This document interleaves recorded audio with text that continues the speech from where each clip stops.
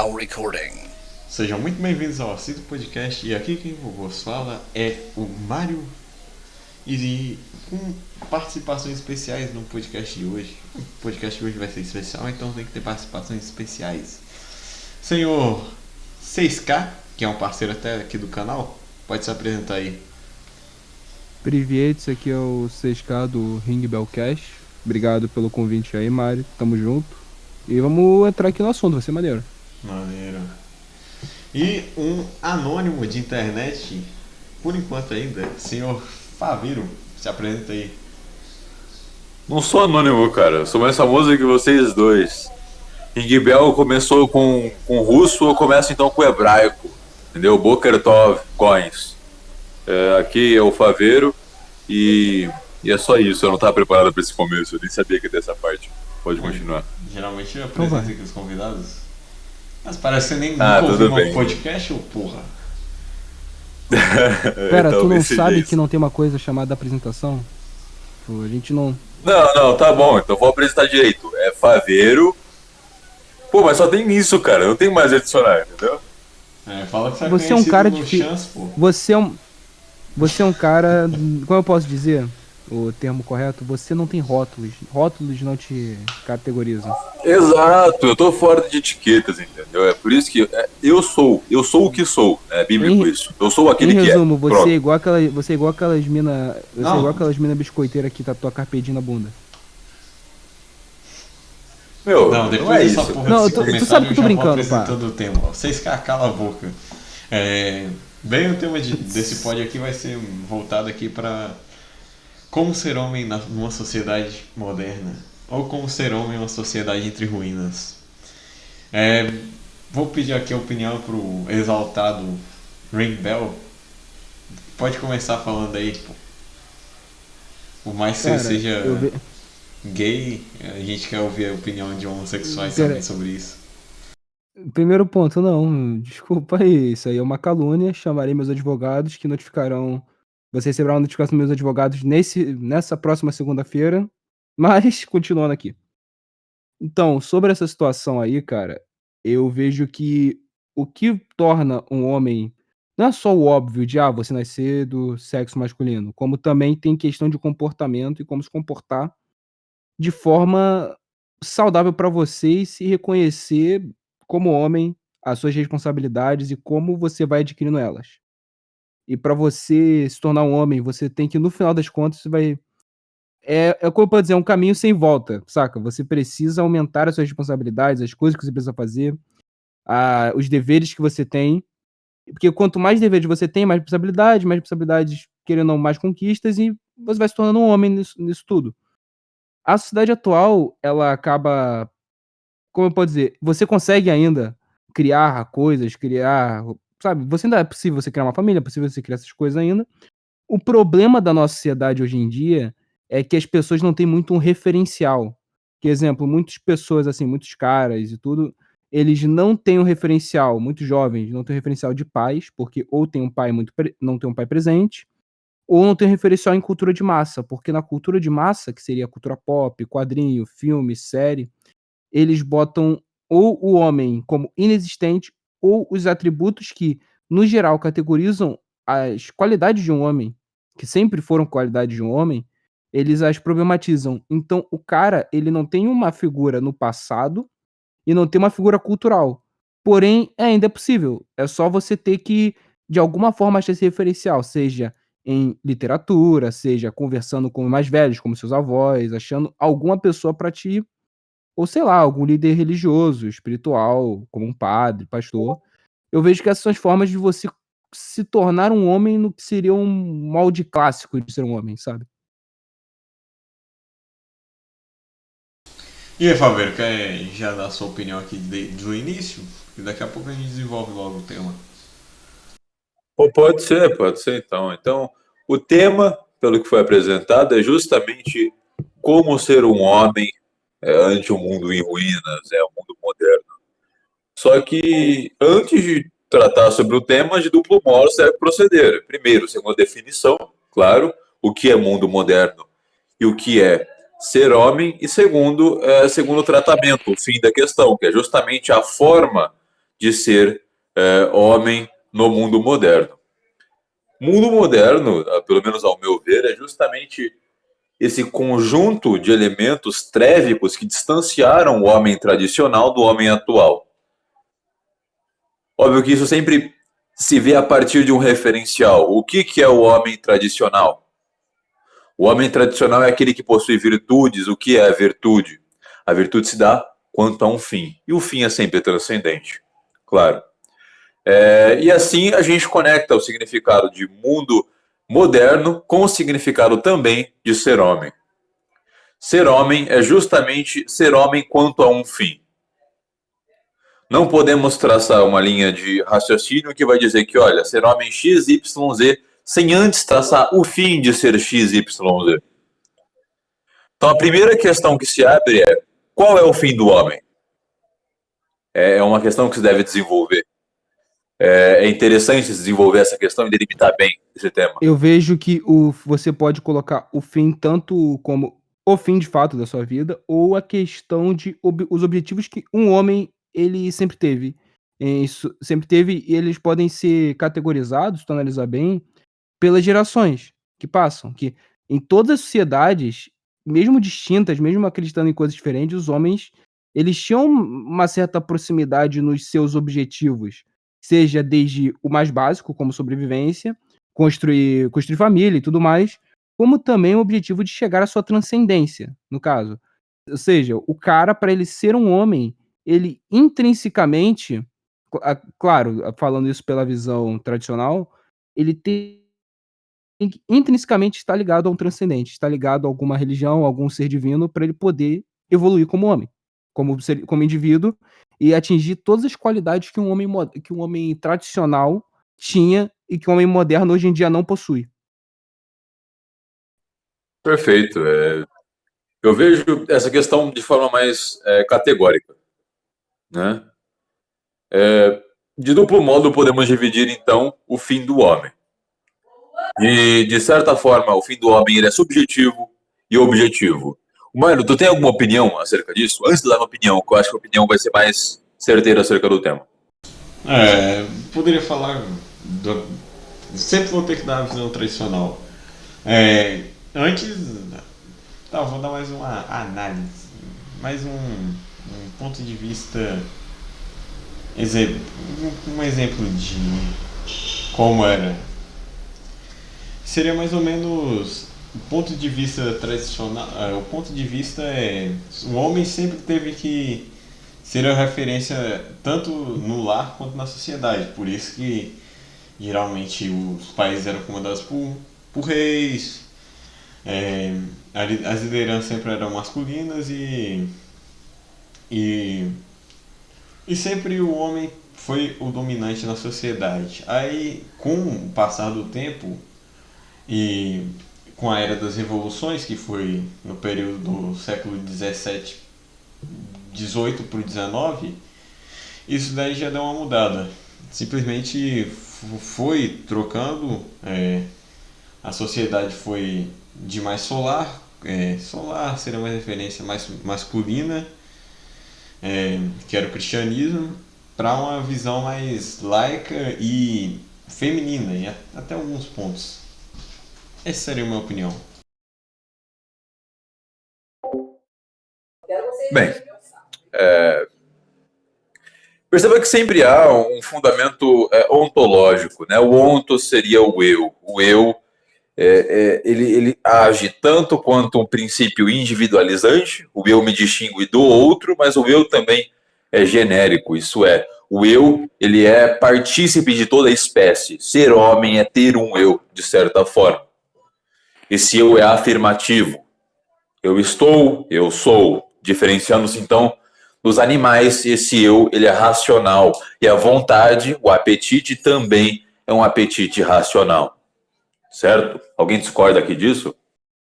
Não, não discordo. Porque essa visão que você falou, no geral, também tem muito isso, que uma das características que diferenciam, e sempre vão diferenciar o homem da mulher, é a proatividade do homem em atingir os seus objetivos, atingir os seus anseios.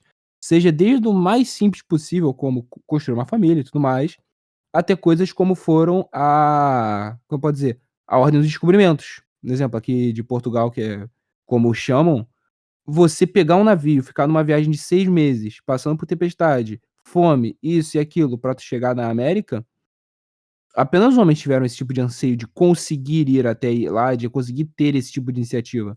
Então também tem essa questão de que o homem, o que move ele são os seus objetivos.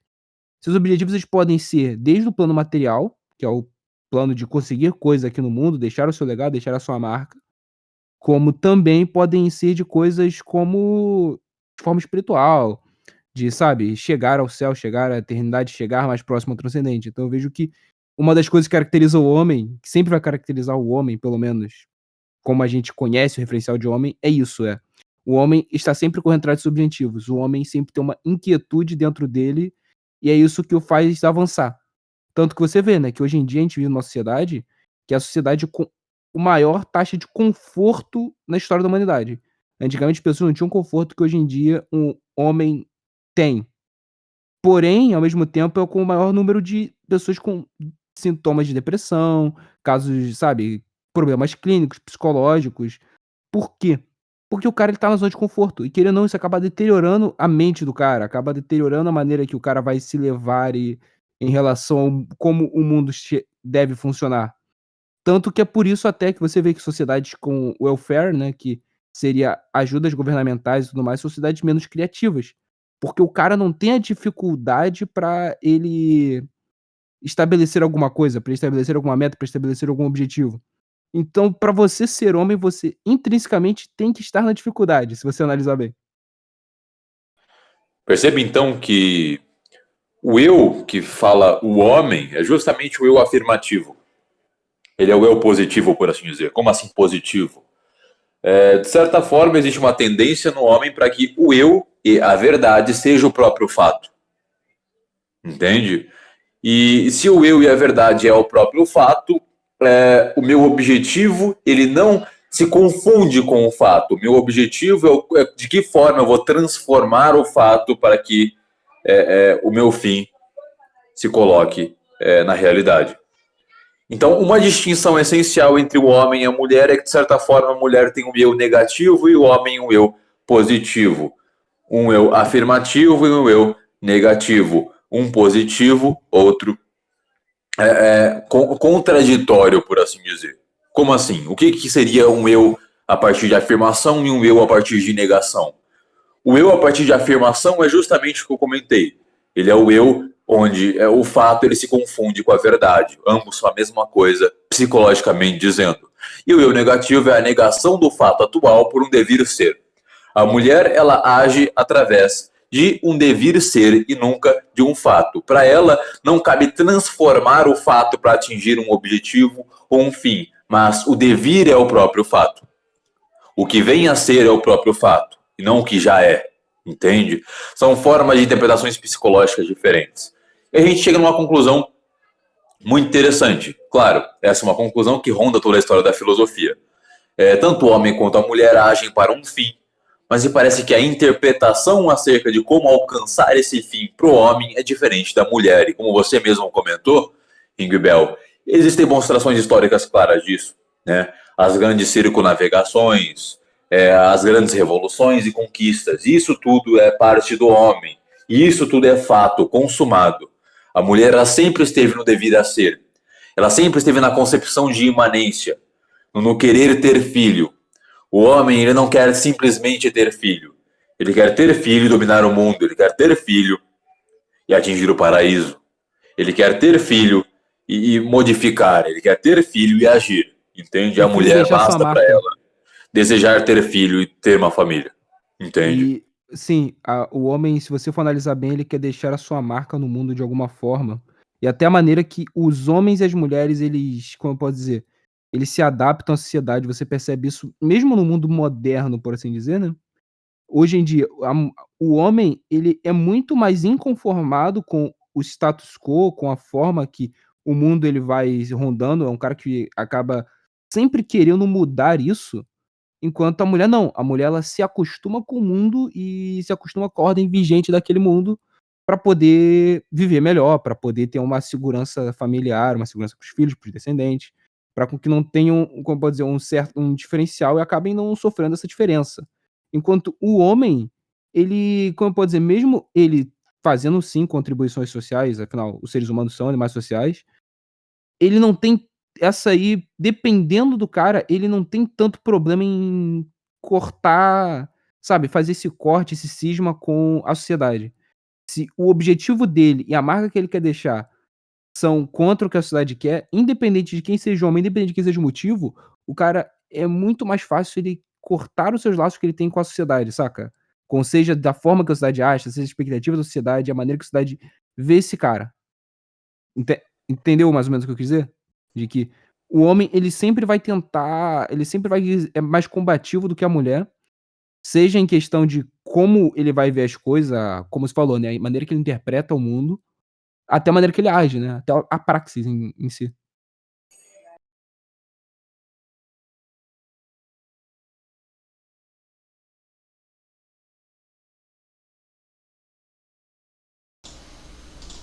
Pode continuar aí falando? Veja então, o Ringbell, que me parece que existe somente um único central problema, né, em toda essa nossa linha de raciocínio.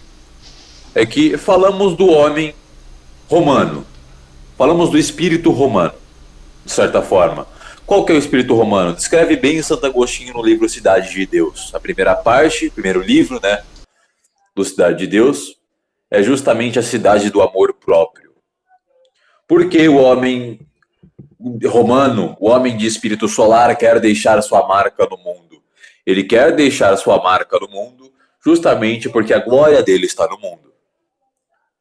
Só que não existem só homens de espírito romano.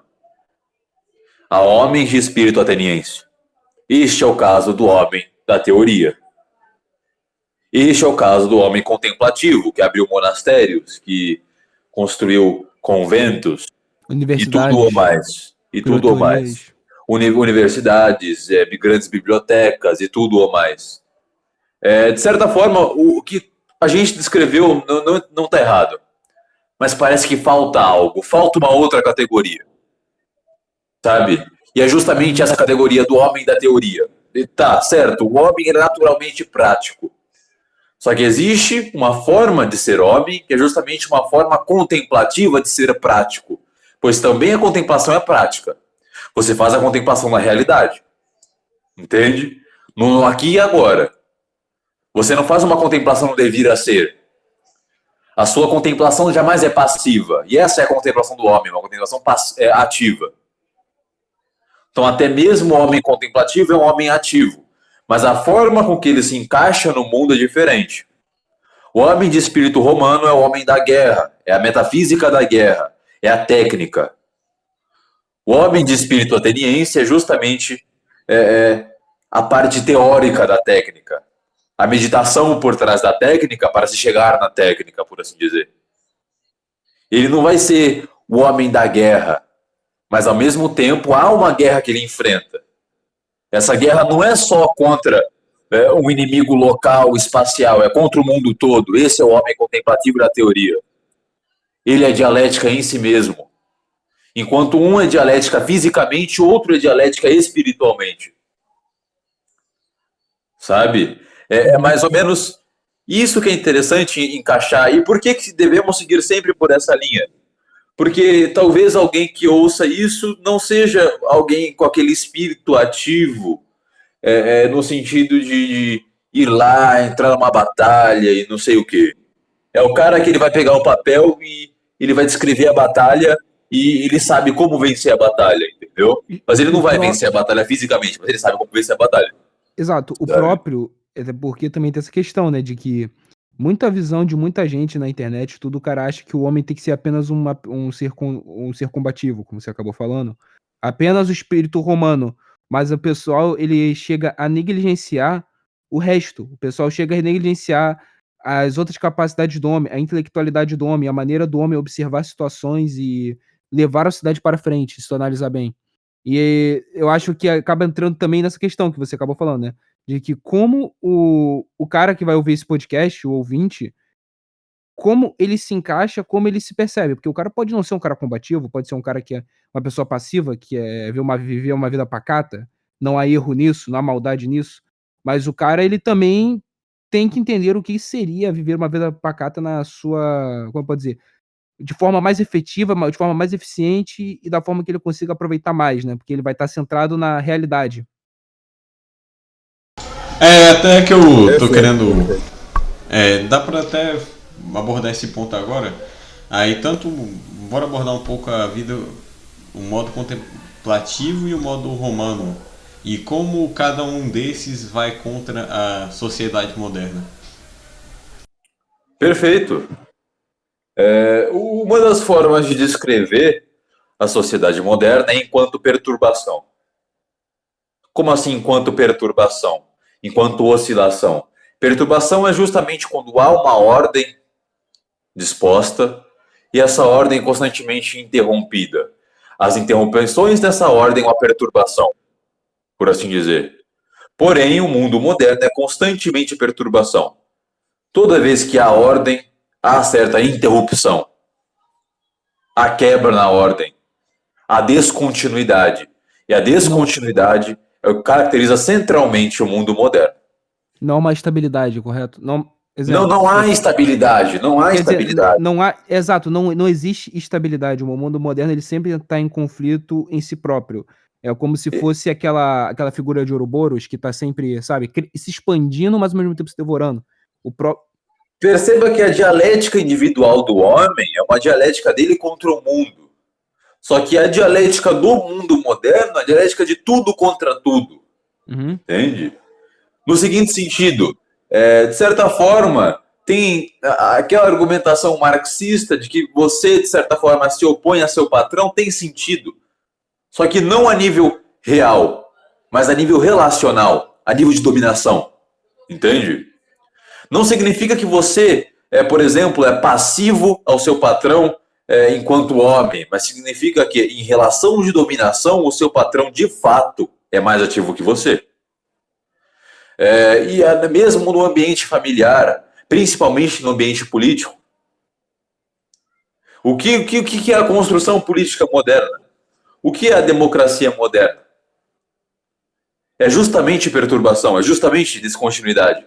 Exato, porque a democracia moderna, se tu analisar bem, não só a questão de funcionamento, mas a maneira que ela coloca grupos e focos da sociedade, que você vai subdividindo a sociedade de tantas formas, e tantas formas, e tantas formas, que chega a um ponto que é pura e unicamente impossível você criar uma estabilidade, você criar uma forma do mundo manter como pode dizer, um status quo funcional, sabe. O mundo não tem como ter um status quo funcional, porque independente do status quo, todos os outros setores da sociedade vão enfrentar ele e sempre vai ter problemas. Nunca vai ser como eu posso dizer? Exemplo, na época do feudalismo ou na época sabe, na época das monarquias, que mesmo a sociedade tendo sim seus problemas, tendo sim seus conflitos, ainda tinha uma estabilidade bem clara, que era: o rei tá aqui devido à prerrogativa disso, disso, disso, e vai continuar dessa forma, a família dele tá aqui e vai ser assim pra sempre. Tipo, vai ser assim até, sei lá, a família morrer, a gente tem que trocar e tudo mais. Então você vê, né, a sociedade hoje em dia não tem isso. Hoje em dia a sociedade, ela sempre está em conflito, sempre está em grande, sabe, sempre tá brigando entre si. Agora, perceba um elemento oculto do que você falou. Quando você comenta, por exemplo, acerca da continuidade de uma herança ou de algum reinado e tudo ou mais. Essa continuidade, ela tem um conceito que está por trás dela, que é justamente o conceito mais importante para se criticar a modernidade, que muitas vezes não se percebe, que é o conceito de unidade. É intrínseco do conceito de continuar algo a conservação de algo unificado. E é aqui que a gente apela para uma linha de raciocínio mais platônica. Por que o uno é melhor? Por que a unidade é mais ordenada, ela é mais disposta, ela está mais correta, ela é menos perturbativa? Justamente porque uma divisão em partes implica necessariamente, ou na potência de uma para outra, ou na atividade de uma para outra. Existe uma propriedade correlativa dialética, ou seja, conflitante. Ser plural, ter vários elementos, então, intrinsecamente perturbador. Retornar à unidade portanto, ser simples portanto, intrinsecamente bom. Por que a modernidade... Na verdade, nem por quê.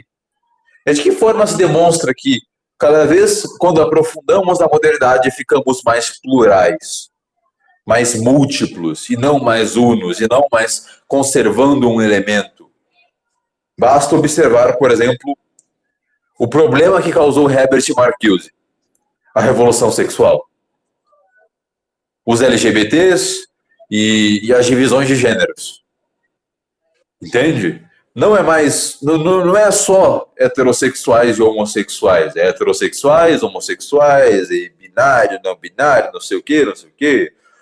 Chegou esses dias o void gender, né? O cara que ama o vácuo. Olha só, que lindo, sabe? O cara ama o vazio, o cara quer ir pro espaço, né, pá? Exato, exato. E aí está a pluralidade, né? Dentro da política, integração de grupos. Exato, a justiça social, ela demonstra perfeita, como ele chama, social justice, ela demonstra perfeitamente essa questão da pluralidade. Que hoje em dia tem tantos mini grupos e tantos microgrupos, que exemplo, não é igual década dos anos 60, direitos civis, que era direitos para negros, direitos para brancos e blá, área. A questão hoje em dia é o quê? Tem direito para negros gays, negros anões, negros assim, negros assado. E Tem não direito... somente isso, não é mais sociedade, são várias sociedades, vários grupos. Você criou inúmeras bolhas, porque o pessoal fala hoje em dia do advento da internet, que ele ajuda a criar, ela cria bolhas, sendo que a própria existência do mundo moderno e a própria, sabe, essas revoluções contínuas, elas criam isso. O mundo hoje em dia é muito mais dividido. Exemplo, aqui portugueses. Hoje em dia não é mais dividido entre portugueses. Hoje em dia são portugueses sulistas, portugueses nortistas, portugueses que defendem lugar tal, portugueses que defendem ciclano, beltrano, blá, blá, blá. Ou seja, você não cria uma unidade e isso é muito, como eu posso dizer, acaba criando uma estabilidade, porque são vários grupos de sociedade e com a visão de mundo delas sempre criar uma revolução, sempre uma se sobrepor à outra, eles sempre vão estar batendo cabeça. E sempre batendo cabeça, nunca vai ter paz. Por isso que até a gente vive nesse período, sabe, constante de vai dar merda, desde uma discussão no Twitter até, sabe, uma revolução, até um riot. Até porque pluralidade implica diferença, e diferença implica em conflito, né? Esse que é mais ou menos o ponto no fim das contas. Exatamente.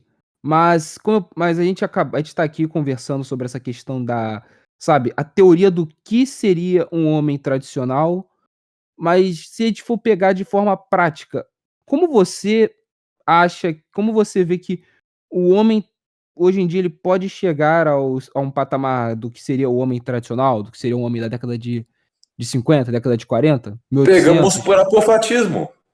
O que é apofatismo? Por negação. Se o homem moderno é o homem plural, o homem tradicional é o homem uno. Unidade implica no quê? Integridade. Sim.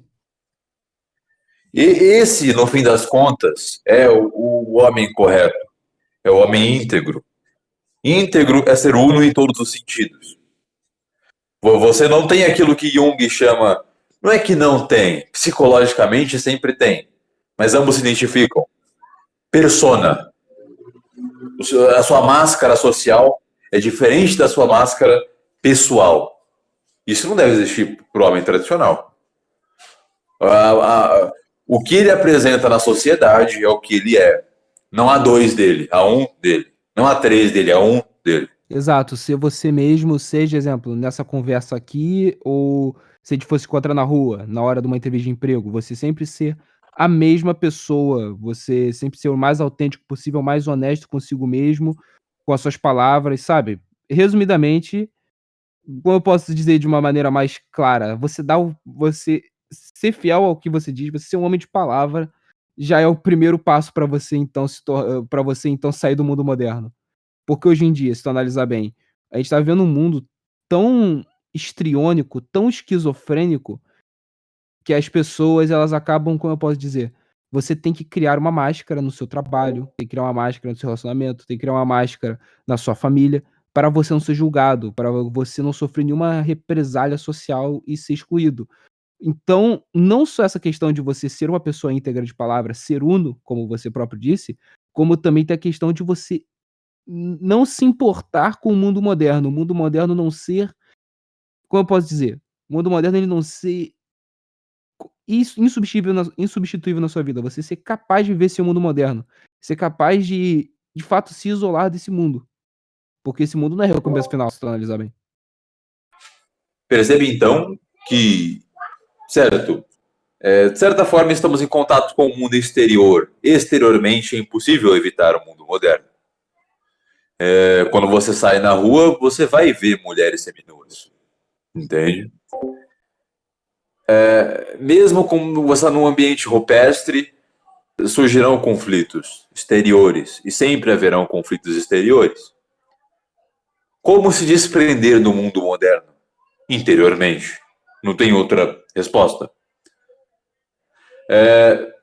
Sabe quando você está num ambiente, tá todo mundo falando, até mesmo com você à sua volta, só que você não está ouvindo nada. É justamente isso que é o desprendimento interior, sabe? Exato, você ouve, sabe, você ouve a voz do cara, só que você não ouve o que ele tá dizendo. Exato, é bíblico, é Jeremias, né? Uhum. De fato... Porque as pessoas... Porque tantas pessoas lhe odeiam? Porque não sois deste mundo, porque o mundo lhe odeia, porque não sois deste mundo. Exatamente. É isso, pô. Exato. Porque o lacrador da tua escola, porque é provável que a audiência daqui seja um pouco mais nova do que a do meu, por que ela não gosta de você? Porque esse pessoal é desse mundo. Porque esse pessoal é do mundo moderno. Esse pessoal ele vive no plural. Você é uno. Você é convicto na sua palavra e no que você acredita. Exato. Você não vai... se você já tá nesse caminho, você não vai trocar de máscara pra você fazer alguma coisa. No máximo, você não vai emitir palavra ou emitir opinião. Ou você vai fazer algum conflito. E se isso trouxer alguma ressalva na sua vida, não importa, porque você não é desse mundo. Esse mundo não lhe satisfaz. Se você estava aqui e pensou: "Eu não quero viver o mundo moderno não faz sentido para mim, o mundo moderno não é a forma que eu quero viver na minha vida, eu não gosto desse mundo. Esse mundo, ele, para mim, não é a maneira que uma cidade ela deve existir, ela deve funcionar". Então comece ignorando-a, porque se o seu objetivo é a transcendência, o objetivo é um contato melhor com Deus, por que você vai se portar com um mundo que nega Deus? Por que você vai se portar com um herege, tipo, de forma mais clara, entende? Ignore-os.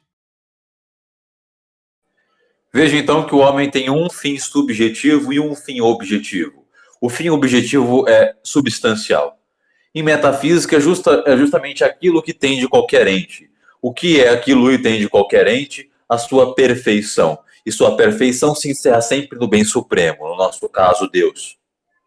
Portanto, o bem objetivo do homem, o fim objetivo do homem, é Deus. Mas há um fim que é o fim que nós construímos pela vontade, né? E esse fim é o fim subjetivo do homem. Aonde, por exemplo, de alguns homens pode ser o casamento, e de outros pode ser uma vida religiosa ativa, e por aí vai indo. O ponto, então, é fazer com que o seu fim objetivo entre em conformidade com o seu fim subjetivo, e vice-versa. Lembrando que na ordem de prioridade, tem prioridade o fim objetivo, pois a objetividade é ser fixo, é se conservar, é ser uno e próprio. É mais próprio do homem ter o fim objetivo do que um fim subjetivo. E, portanto, cabe mais ao homem cumprir seu fim objetivo do que um fim subjetivo que contraria o fim objetivo. Mas é mais puro e mais grandioso ainda que ambos estejam em conformidade, porque a conformidade jamais é plural. Portanto, que o seu fim subjetivo seja o mesmo que o fim objetivo. Uhum. Entende? Começa por aí. Só que como que a gente pode fazer entrar em conformidade? Como vai bater as duas coisas? É aí que surge a parte prática, a virtude. É aí que surge a virtude. Entende?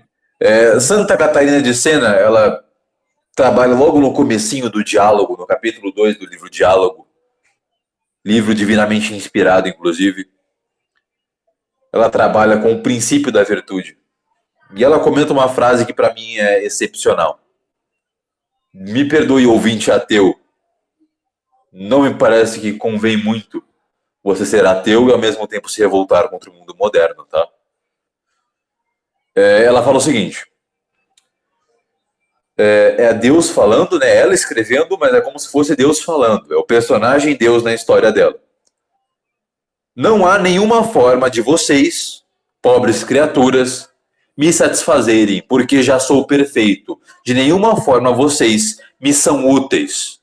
Porém, há uma coisa para a qual vocês são úteis. Vocês são úteis para o próximo.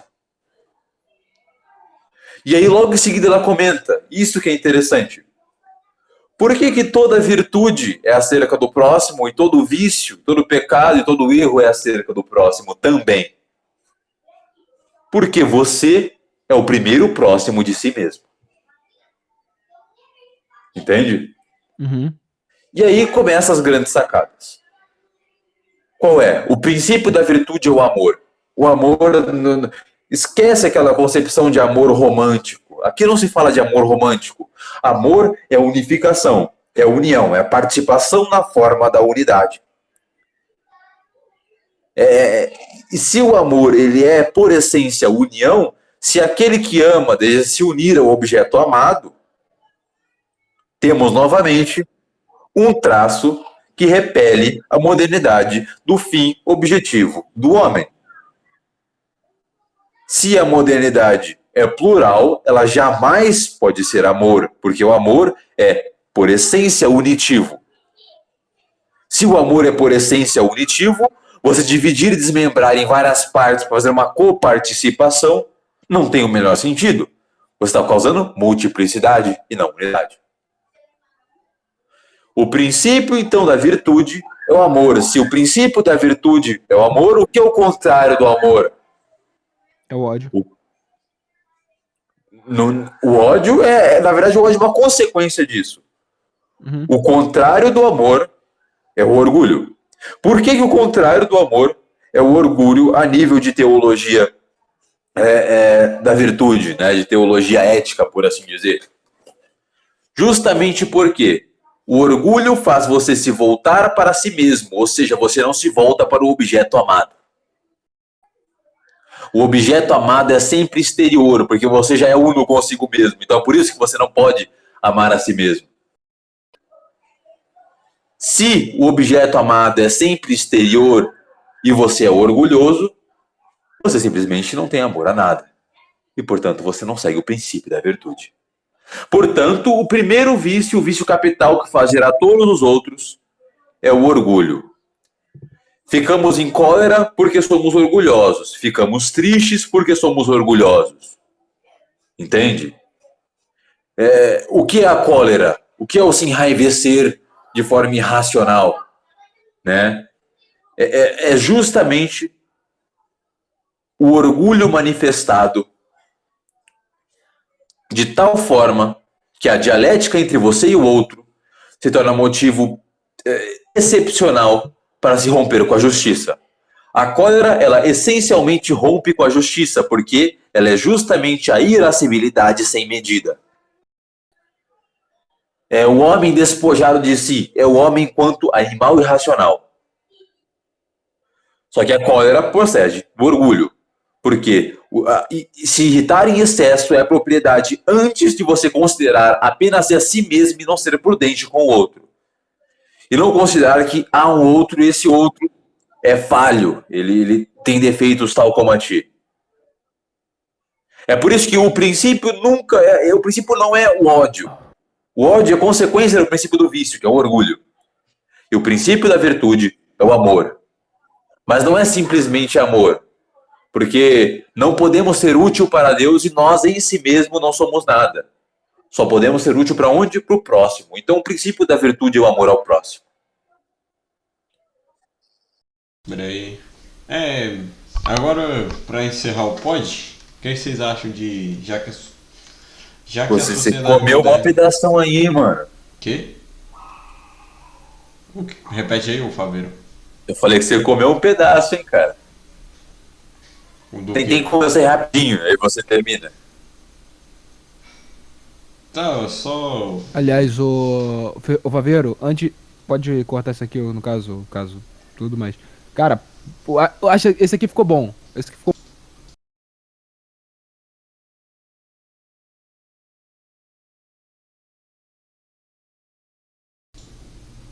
Ah, não, É... acontece, acontece. Não, Mas é agora isso aí pra mesmo, é que o Mário ele não participa. Onde você viu isso, Mário? Você não participa, Tu não cara. Tem que participa do seu participar, próprio cara. podcast, Pô, Mário. vai se... Vergonha. Pá. Não, dá mais liberdade aqui Mas. pro ouvinte, pô. Ou Bom, pro convidado. Mas agora pra encerrar, última pergunta. Já que a sociedade moderna é regida mais por princípios individualistas, como o homem deve se portar perante a isso?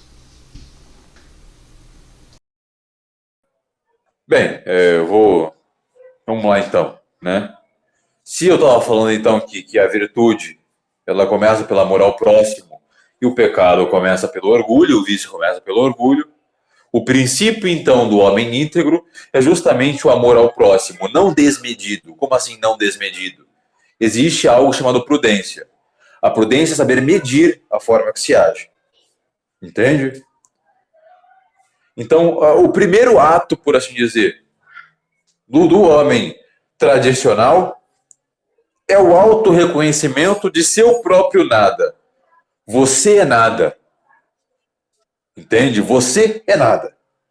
O perceber a sua segundo insignificância, ato, né? além de conhecer-se como nada, é conhecer o fim supremo como tudo. Tudo te leva à E é morte, aí né? que existe o grande ponto, o grande gap. Porque se você é nada e o fim supremo é tudo, e você quer, pelo fato de ser fim, ter tudo, que é esse fim supremo, naturalmente, então, que o homem se torna aquele que busca sempre o fim, o grandioso que sempre busca o fim.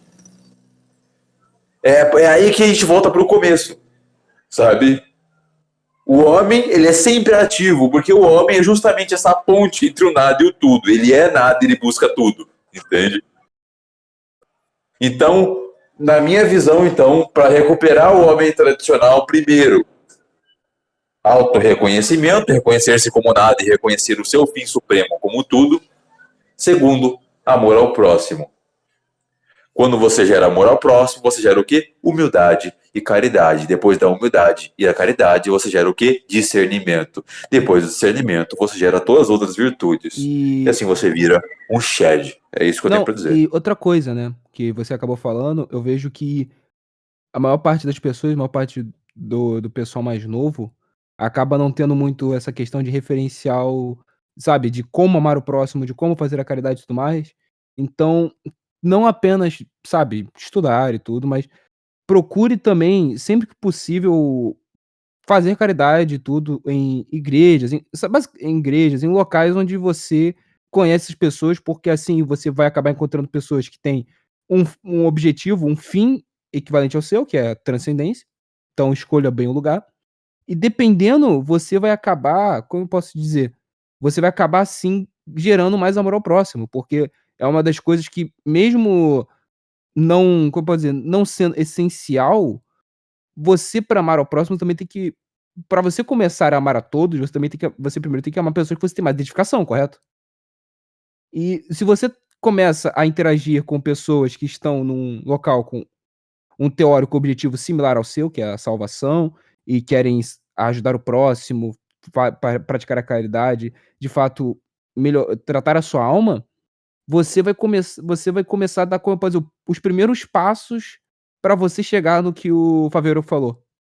Pra você, entende? Você começa engatinhando pra você poder, assim, andar e poder correr em direção ao objetivo de se tornar um Shed. Bem, mais alguma coisa ou já podemos encerrar? Não, então rapidinho. Agora, tudo isso aí pareceu muito teórico, né? Mas praticamente é o seguinte: o homem ele é teorético e ele é meditativo e ele é ao mesmo tempo espartano, e ele é ao mesmo tempo romano, sabe? vivifique tudo isso. Vá para a academia, vá para a igreja, leia. Se você sente que é próprio para você, tenha uma mulher. Tem gente que não é próprio, então não tenha também. Mas não fique nessa de ficar pegando menininha, de não sei o que lá, isso é feio. Entendeu?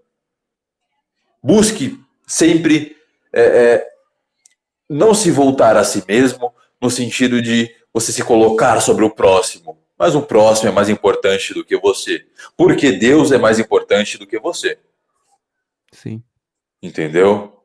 Então, essas são as minhas dicas práticas mesmo. Esse deve ser o dia do Shed. O dia do Shed deve ter trabalho, deve ter academia, deve ter leitura, deve ter meditação, deve ter igreja, deve ter amor ao próximo. É isso. Eu não tenho nada a tirar em relação a isso, mas eu sei que a única coisa que eu posso dizer é que eu tô seguindo esse caminho, no caso, né? Eu já estou seguindo esse caminho na parte de leitura, de... O que só falta é academia, né? Maldita pandemia. Mas de resto, eu tô chegando lá. Caminhando. Bem, então infelizmente vamos chegar ao fim de mais um podcast. Últimas considerações aí? Quer recomendar alguma coisa? Quer anunciar mais alguma coisa aí, vocês dois? Então, Privet, pra quem não conhece, o Ring Bellcast é o meu podcast, eu sou o CSK do Ring Bell. Eu tenho um podcast que, por hora, não está no YouTube ainda, mas futuramente vai vir com trechos, cortes, melhores momentos. É um podcast que fala de cultura pop, só que sem essa visão, como eu posso dizer, moderna desses sojados aí que normalmente falam, essas besteiras aí, que vem com esses discursos assim, sabe? De, pluralidade, isso, aquilo, olha como é bom ter um Capitão América anão, negro, trans, com hepatite C. Tipo, a gente fala real sobre o assunto, a gente tenta trazer algumas coisas legais. Então, segue lá o Ringbell, tem pelo Twitter, @Ringbell, escreve assim. E acompanha lá também, que a gente tá pouco a pouco ajudando uma galera, tentando também chegar mais próximo a se tornar um Real Shed. E você, Fábio, quer anunciar Twitter, essas coisas assim? Não, eu não sou dessas aí, não. Até porque eu nem participo, eu, nem faço podcast, nada disso aí, nem. Deixa eu falar. Não, A única coisa que eu quero Twitter, falar cara. é o seguinte. São duas recomendações. Uma eu já dei durante o podcast, que é o Diálogo de Santa Catarina, de Sena. E a outra é uma que eu não citei, mas eu acho essencial. É um livro que se chama Sol e Aço, do Yukio Mishima.